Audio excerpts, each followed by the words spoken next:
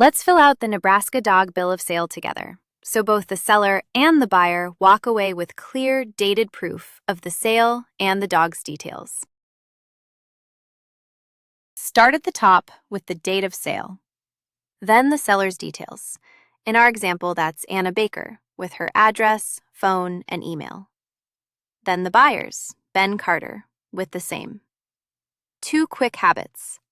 Enter each name exactly as it appears on that person's ID and on the title. A nickname or a typo can stall the transfer later. And don't leave a line blank. If something doesn't apply, write NA.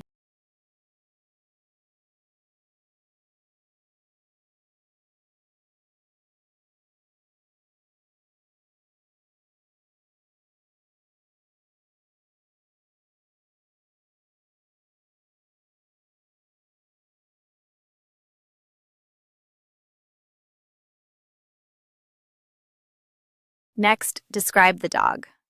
Add the name if it has one, then the breed, the sex, the date of birth, any registration or microchip number, the color, and the health condition. The more specific you are, the stronger the record of exactly which animal changed hands.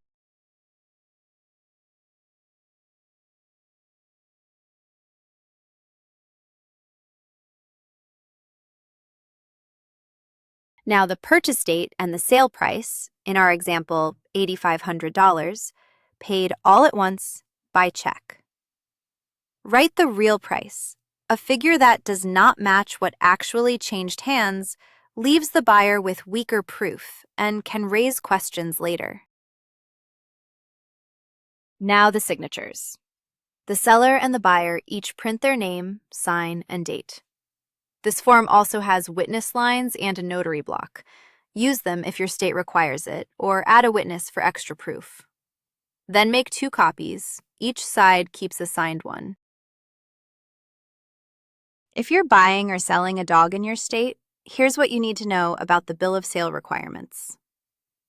When it comes to illness, the remedy period begins within 7 business days after delivery of the pet animal to the purchaser. So the clock starts ticking from the moment that dog is handed over. Now, if a health issue comes up, the purchaser needs to give notice to the seller within 2 business days after the diagnosis.